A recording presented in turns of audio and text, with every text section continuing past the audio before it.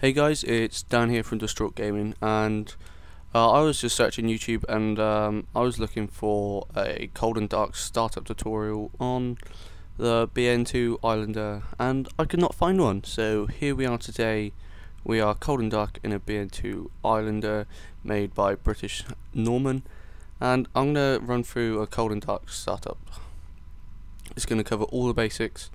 It's only gonna be the startup. It's not gonna be flights or anything, but here at the moment we are in Bembridge on the Isle of Wight, where it was originally built. I think it was the most successful aircraft that the British ever built, and many are still in use today. Anyway, so let's get started. Okay guys, before we start the pre-start checklist, I just want to inform you guys that I'm not a trained professional pilot, so this is not for real life use, so do not be an idiot and do that. So let's get straight into it. So the pre-start checklist starts as follows. We're going to check that the magneto switches are off. Check. Parking brake is on. Check. Battery master switch on. Check. We're just going to wait 5 seconds or so to ensure that the undervolt warning lights are illuminated. Nicely noted here by this little sticker kind of them. We're going to check that the doors are closed, which they definitely are. We're going to check that the carb heat is off, and yes, it's off for both engines. We're going to check that the throttles are closed. RPM is full in at the moment for full RPM. That's actually the prop controls, and we're going to put the mixture right into full rich. And the trim should also be set to neutral. Okay then, so next we're going to start the engines, and you always must start the right engine first, or if you're old fashioned, that is the starboard, this right side starboard engine first. First thing you're going to do is behind the controls here, the rotating beacon, you're going to want to put that on. You're just going to wait a few seconds, then we're going to open the fuel valves, and just to make sure there's enough fuel in there to get the engine going, we're just going to leave that for just a few seconds. I'm also going to check that the fuel pumps are on, which should be off. If they're not, you've done something wrong. And we can see that they have begun and fired up. Okay, so now you're going to have to put the throttle in around 1/10, which is around there.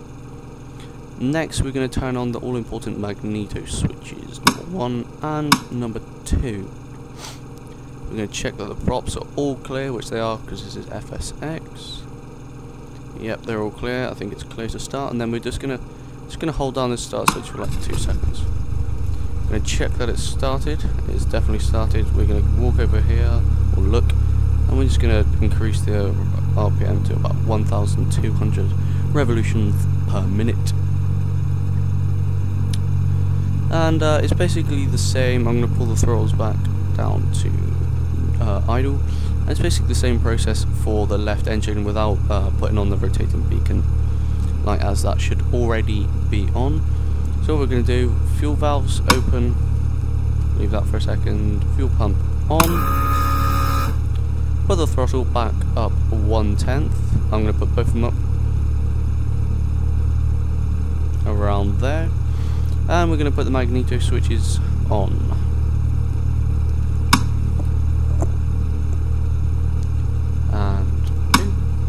Go. We're going to check that the prop is all clear as we did last time. Just check the other one quickly. Yep. So it is now safe to start. Hold down the start switch for 2 seconds.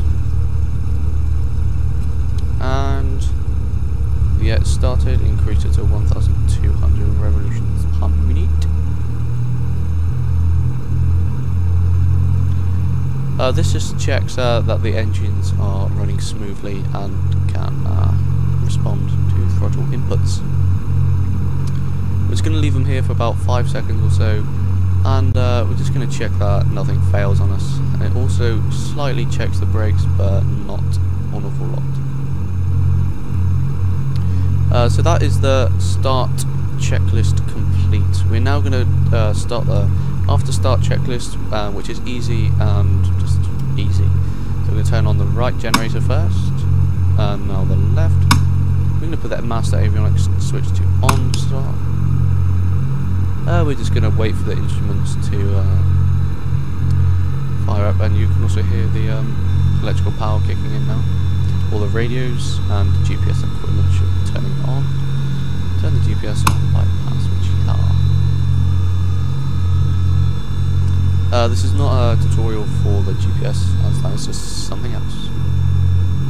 We're now going to want to check that all the lights are on as we want them. So at the moment we're going to be having the strobe lights and the nav light and the cabin lights on. Passenger notices is actually the seatbelt and whatever else signs they have there, the fire exit, that's it. And no smoking.